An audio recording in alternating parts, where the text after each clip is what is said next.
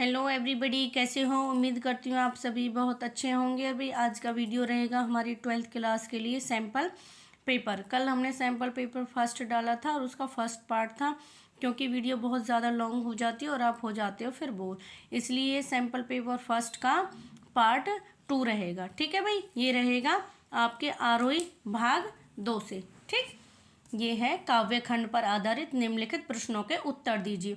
पर्दे पर वक्त की कीमतें कहकर कवि ने पूरे साक्षात के प्रति अपने नजरिया किस रूप से रखा। पर्दे पर वक्त की कीमत कहकर कवि ने पूरे साक्षात्कार के प्रति अपना नजरिया इस रूप में रखा है कि पर्दा अर्थात दूरदर्शन पर एक व्यावसायिक माध्यम है, न कि किसी के साथ हमदर्दी या सहानुभूति जताने वाला कोई दयालु संगठन। कह रहे वक्त का मतलब ये कि उन्हें किसी के दुख दर्द से कोई मतलब नहीं है, उन्हें अपने टाइम तक ही जो भी कुछ पूछते हैं, उससे ज़्यादा वो टाइम 1 मिनट भी ज़्यादा नहीं लेते। पर्दे पर एक एक पल लाखों करोड़ों रुपये की कीमत रखता है, अतः किसी अपंग के प्रति सहानुभूति जताने के लिए लाखों करोड़ों रुपये का नुकसान नहीं किया जा सकता। हाँ, यदि किसी अपंग की अपंगता कुछ देर के कार्यक्रम के लिए दर्शकों को बांधने की क्षमता रखती है, यदि उसकी पीड़ा कार्यक्रम का उत्पाद बन जाती है, तो फिर दिखावटी हमदर्दी व सहानुभूति के साथ उसे पर्दे पर दिखाया जा सकता है। जैसे भाई वो उससे पूछते हैं ना, अपंग को जब पर्दे पर लाते तो कहते बताओ क्या आपको ये अपंगता ये दुख देता है ना। क्यों इसलिए करते हैं, ताकि वो रोए और दर्शक भी रोए और उनका प्रोग्राम क्या है, सफल हो जाए। हालांकि उसे कोई हमदर्दी नहीं होती थी। छोटा मेरा खेत कविता में कल्पना के रसायनों से कवि का क्या तात्पर्य है। कवि कल्पना के रसायन को पी के माध्यम से कहना चाहता है कि जिस प्रकार खेतों में पड़ा हुआ बीज पानी खाद आदि रसायनों को पीकर अंकुर बनाता है, धीरे धीरे फल फूल प्रदान करता है, उसी प्रकार कवि के मन में पैदा हुए भाव कल्पना की प्रक्रिया से गुजरकर शब्दों और अलंकारों से प्रकट होता। आशय है कि कविता की रचना में कल्पना शक्ति का बहुत महत्व है। भाई कल्पना शक्ति मीन्स सोचने की क्षमता, सोच वाली जगह पर आपको जाना, आपकी सोच बताते कि किस तरह की, तो कवि ने क्या है अपनी सोच से शब्द और अलंकारों से प्रकट किया अपनी सोच को। ठीक है, छोटा मेरा खेत के माध्यम से। निम्नलिखित गद्यांशों की सप्रसंग व्याख्या कीजिए। ये है महादेवी वर्मा लेखिका, पाठ है भक्तिन से ली गई हैं कुछ पंक्तियां, इनमें से आपको बताना है, प्रसंग लिखना, व्याख्या लिखनी है। इसमें बताएंगे भाई हम, ये पढ़ना है पहले बहुत अच्छे से, आपको पढ़ लेना। ठीक है भाई, बहुत अच्छे से क्या पढ़ लेना। फिर इसका ये है लेखिका कौन है, लेखिका है महादेवी वर्मा, पाठ है भक्तिन। फिर प्रसंग करना, इस संस्मरणात्मक रेखा चित्र में लेखिका ने अपनी सेविका भक्तिन के अतीत और वर्तमान का परिचय देती उसके व्यक्तित्व को बहुत ही रोचक रूप से प्रस्तुत किया है, मतलब बहुत अच्छे तरीके से। इसमें लेखिका ने स्त्री अस्मिता के संघर्ष को भी दर्शाया है। इस गद्यांश में लेखिका अपने सेविका के नामकरण के विरोधाभास पर प्रकाश डाला है। जो ये प्रसंग भाई पढ़ोगे ना, फिर लेंथी हो जाता वीडियो, आप आराम से पढ़ लेना ये वीडियो रोककर कि क्या। तो करें नाम के बारे में भी बताया है, जो विरोधाभास था उसे लेकर। व्याख्या, लेखिका कहती है भक्तिन सेवक धर्म के पालन में हनुमान जी से प्रतियोगिता करती है। जैसे हनुमान जी को नहीं बोलते राम के बड़े परम भक्त थे, तो वो कह रहे हैं वो उसी से क्या है प्रतियोगिता करती है कि भाई मैं भी ऐसी सेवा कर सकती हूँ जैसे कि आपने श्री राम की है। परंतु वह माता अंजना की पुत्री न होकर एक ऐसी गोपालिका अर्थात अहिरनी की पुत्री है जिसका नाम वह भी नहीं जानती। लेखिका को लगता कि जिस प्रकार सेवम उसके लिए अपने नाम की विशालता असहनीय है, वैसे ही भक्तिन के असली नाम लक्ष्मी की समृद्धि अर्थात खुशहाली उनके माथे की छल्लेदार रेखाओं में बंधी हुई नहीं दिखाई देती। कहने का अभिप्राय यह है कि किस प्रकार महादेवी नाम होने पर भी लेखिका स्वयं को महान देवी नहीं मानती, उसी प्रकार लक्ष्मी नाम होने पर भी भक्तिन अमीर नहीं है। लेखिका के अनुसार जीवन में प्राय सभी को अपने अपने नामों का विरोधाभास लेकर जीना पड़ता है, परंतु भक्ति इस विषय में इतनी समझदार है कि वे अपने नाम व अपनी परिस्थितियों में विरोधाभास के कारण समृद्धि की सूचना देने वाले अपने असली नाम किसी को बताती नहीं है। भैया आपने पढ़ा नहीं है, लक्ष्मी अपना नाम बताने में बड़ा ही संकोच करती थी, उसे लगता था भाई लक्ष्मी नाम क्या धन का स्वरूप है, मेरे पास तो कुछ नहीं है, तो वो क्या करती है वो अपना नाम बताती नहीं थी। विशेषता, इस गद्यांश में लेखिका ने अपनी व भक्तिन के नामों में विरोधाभास के उदाहरणों द्वारा मनुष्य के नामों में विरोधाभास का सजीव अंकन प्रकट किया। अब देखिए बहुत सी लड़कियां आजकल मैंने देखा हुआ एक प्रिंस नाम बहुत होता है, पेरेंट्स जबकि इतने अमीर नहीं होते हैं ना, तो विरोधाभास। आगे कुछ बच्चे हंसते हुए कुछ ऐसे कहते हैं कि नहीं पता नहीं चलता, किस्मत में हो सकता है आपके नाम के अकॉर्डिंग ये कुछ कर ले। तो कई बार हम विरोधाभास में जीते हैं, तो नाम कहते हैं कि सोच समझ कर रखना चाहिए ना। तत्सम व तद्भव शब्दों का सुंदर समन्वय है, प्रसाद गुण का समावेश है, वर्णात्मक व आत्मपरक शैलियाँ हैं, प्रौढ़ परिमार्जित एवं साहित्यकार हिंदी शब्दों का प्रयोग हुआ। आप इतना लिख सकते हो, तत्सम, प्रसाद, वर्णात्मक और ये पहला वाला 4 पॉइंट लिख दोगे, मिल जाएंगे भैया आपको नंबर। ठीक, अब ये रहेगा हमारा नेक्स्ट ये वाला। अब इसमें पढ़ेंगे अथवा, 2 दे रखे होते हैं। मैं सोचता हूँ ये दिया है भाई लेखक हजारी प्रसाद द्विवेदी और पाठ है श्रीश के फूल से, ये गद्यांश आपका आएगा। मैं सोचता हूँ कि पुराने की यह अधिकार लिप्सा क्यों नहीं समय रहते सावधान हो जाती, जरा और मृत्यु ये दोनों ही जगह के अपरिचित और अप्रमाणित। भाई ये प्रसंग आप पढ़ लेना, ठीक है। इसमें से कुछ क्वेश्चन पूछे जाएंगे। पुराने शब्द किसके लिए प्रयोग किए गए इस गद्यांश में? यहाँ पुराने शब्द बूढ़े राजनेताओं के लिए किया गया है, जो बूढ़े व असक्त होने पर भी अपने अधिकार को नहीं छोड़ते। राजनेता देखो भी कितने बूढ़े बूढ़े हो जाते हैं बट अपनी गद्दी छोड़ने को तैयार नहीं होते, उनके लिए किया गया ये। जरा शब्द का क्या अर्थ है उसे कैसा बताया गया? जरा शब्द का अर्थ है बुढ़ापा, उसे इस संसार का अपरिचित व अति प्रमाणित सत्य बताया गया है। जरा शब्द का अर्थ क्या भाई? बुढ़ापा। बिल्कुल, ये क्या है? इस संसार का अपरिचित व अप्रमाणित सत्य बताया गया।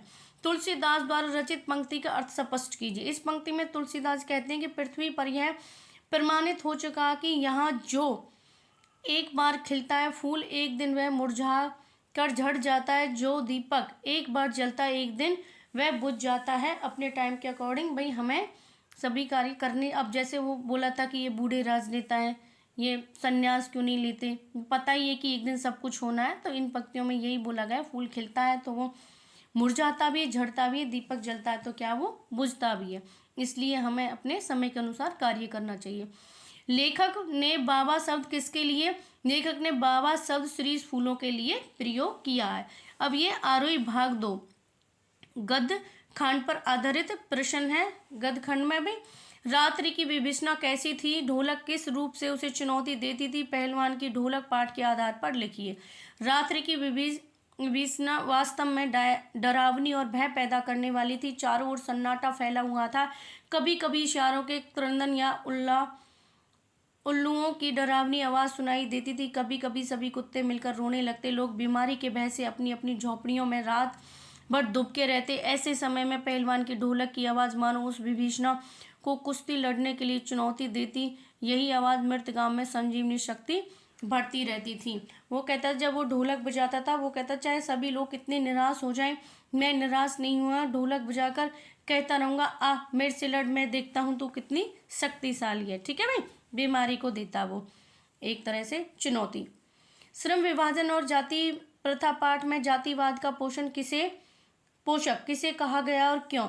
इस पाठ में उन लोगों को जातिवाद का पोषक कहा गया जो जाति प्रथा का समर्थन करते हैं, क्योंकि उनका मानना है कि श्रम विभाजन के लिए जाति प्रथा अति आवश्यक है। वे जाति प्रथा को ही श्रम विभाजन का दूसरा रूप मानते हैं। ये वो लोग हैं जो क्या जातिवाद को बढ़ावा देते हैं और जातिवाद से आगे निकलते ही नहीं है, है ना। कुछ लोग ऐसे होते हैं भाई समाज में।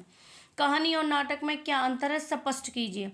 साहित्य की अलग अलग विधाओं का स्वरूप अलग अलग होता है। न केवल उनकी रचनाएं प्रक्रियाएं अलग होती हैं, अपितु उनके तत्व भी अलग होते हैं। विद्या के बदल जाने पर भाषा का प्रयोग भी बदल जाता है। बिल्कुल, कोई भी चीज़ हम बदलेंगे तो भाषा भी बिल्कुल बदल जाती है। साहित्य तथ्य भी महत्वपूर्ण है कि साहित्यिक विधाओं का स्वरूप समय और आवश्यकता के अनुसार बदलता रहता है। कहानी कही जाती है या पढ़ी जाती है, जबकि नाटक मंच पर प्रस्तुत किया जाता है। कहानी भाई यही तो कहते हैं, दादी नानी हमारी सुनाती थी, है ना। जबकि नाटक जैसे रामलीला होते थे, कुछ ऐसा होता तो वो क्या मंच पर प्रस्तुत होते थे। कुछ कलाकार आते थे, हमें दिखाते थे, कोई राम बनता था, कोई लक्ष्मण बनता था, कोई सीता माता बनती थी, ऐसा ही तो था। नाटक को मंच पर अभिनेता अभिनय द्वारा प्रस्तुत करते हैं। वहाँ मंच सजा होता है, संगीत होता है, प्रकाश व्यवस्था होती है। समानता यह होती है कि कहानी और नाटक दोनों में कथानक होते हैं। समानता ये तो भी कहानी दोनों में होती है, नाटक भी कहानी के अनुसार चलता है ना। पात्र होते हैं, परिवेश होते हैं, कहानी का क्रमिक विकास होता है, संवाद होते हैं, द्वंद्व होता है, चरम उत्कृष्ट होता है। इस तरह हम देखते हैं कि नाटक और कहानी की आत्मा के कुछ मूल तत्व एक ही हैं। यह आवश्यक है कुछ मूल तत्व जैसे द्वंद्व नाटक में जितना और जिस मात्रा में आवश्यक हो उतना संभव कहानी में नहीं होता। नेक्स्ट भाई,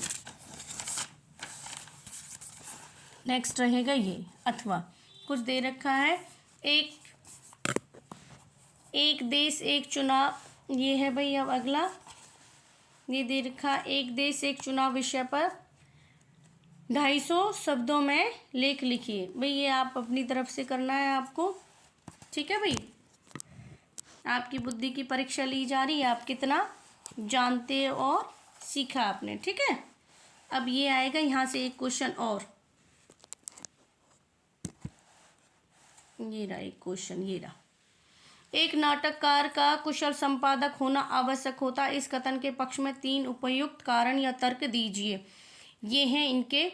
उसके द्वारा रचित रूपांतरित नाटक को रंगमंच पर मंचित किया जाता है। एक नाटक और कुशल संपादक, ठीक है भाई। दूसरा है उसे नाटक में घटनाओं, स्थितियों, दृश्यों आदि का चुनाव करना पड़ता है। उसे नाटक की सभी घटना आदि को क्रमबद्ध रूप से प्रस्तुत करना पड़ता है। इसमें भाई रचित रूप नाटक को रंगमंच, एक भाई मंच बनाया जाता है, एक जगह दी जाती है जहाँ पर सभी कलाकार आकर अपना अभिनय करते हैं। घटनाएं, स्थितियां और दृश्य आदि का चुनाव किया। भाई कौन सी घटना कहाँ कहाँ लड़ाई हुई थी, कहाँ प्रेम हुआ था, कहाँ पर भाईचारा हुआ था, ये सब ध्यान रखना। फिर क्रमबद्ध रूप से, अब जैसे रामलीला होती है, पहले भाई बाल कांड आता है ना, उसके बाद फिर दूसरा कांड आता है जब दिखाई देते हैं वो, है ना, अयोध्या कांड आता है ना। ऐसे उसमें देखना पड़ता है कोई आगे पीछे ना हो जाए, यही है इसमें। समाचार के इंट्रो और बॉडी को स्पष्ट कीजिए। ये समाचार के मुखड़े, इंट्रो यानी पहले पैराग्राफ या शुरुआती 2-3 पंक्तियों में आमतौर पर 3 या 4 ककारों को आधार बनाकर खबर लिखी जाती है। 4 ककार हैं, क्या, कौन, कब और कहाँ। अब भी ये भी पूछ सकते हैं कि भाई 4 ककार कौन से आधार है ना, तो आपको बताना क्या, कौन, कब और कहाँ, 1 नंबर में भी आ सकता है। इसके बाद समाचार की बॉडी में के बाकी 2 ककारों जैसे और, कैसे और क्यों का जवाब दिया जाता है। समापन में प्रत्यक्षदर्शी के कथन आदि दिए जाते हैं। इस तरह 6 ककारों के आधार पर समाचार तैयार होता है। इसमें से पहले 4 ककार क्या, कौन, कब और कहाँ सूचनात्मक और तथ्यों पर आधारित होते हैं। बाकी 2 ककार जैसे कि कैसे और क्यों में विवरणात्मक, व्याख्यात्मक या विश्लेषणात्मक पहलुओं पर जोर दिया जाता है। मतलब बहुत ज़्यादा विवरण पूर्वक बताएंगे एक एक घटना को, फिर उसकी व्याख्या इसका भाई, और फिर क्या विश्लेषण, तोड़ निकल के क्या आता बात का, वो देखते हैं। अब ये है भाई वितान, भाग 2 पर आधारित प्रश्न उत्तर है। किशनदा के व्यक्तित्व पर प्रकाश डालिए। किशनदा कैसे थे? सरल हृदय वाले व्यक्ति थे, संस्कारवान थे, और क्या थे भाई वो, दूरदर्शिता का आभार था। ये आप कर लेना भाई, ठीक है। मैं तुम्हारा व्याकरण का ये पोर्शन कराती हूँ। अब व्याकरण पर आधारित निम्नलिखित प्रश्नों को अलंकार से क्या अभिप्राय है। हनुमान की पूंछ में लगन न पाई आग, लंका शीघ्र जल गई, निशाचर भाग। पंक्ति में यहाँ में अलंकार पूछा गया और यहाँ अलंकार की परिभाषा। तो अलंकार का शाब्दिक अर्थ क्या होता है? अलम सुंदर, है ना, प्लस कार, करने वाला से। कविता रूपी कामनी के सौंदर्य में वृद्धि करने वाले तत्व को अलंकार कहते हैं। ऐसा भी बोल सकते हैं अलंकार भाई क्या है, ये क्या है, इसका शाब्दिक अर्थ है आभूषण या गहना, ठीक है। और कविता के जो रूप में वृद्धि करता, सुंदरता में, है ना, उसे क्या कहते हैं? अलंकार कहते हैं। ऐसा भी हम बोल सकते हैं। अलंकार का शाब्दिक अर्थ होता आभूषण या गहना, ठीक है। तो अब इसमें ये दिया गया है कि इसमें कौन सा अलंकार, इसमें आएगा भाई अतिशोक्ति अलंकार। जब किसी भी बात का बड़ा चढ़ा कर वर्णन किया जाता है तो इस पंक्ति में क्या अतिशोक्ति अलंकार है। मैया मोरी मैं नहीं माखन खाया, मैं वन की आवर्ती, इस ठीक है, यहाँ पे मैया मेरी, यहाँ अनुप्रास अलंकार है भाई, और इसमें अतिशोक्ति अलंकार।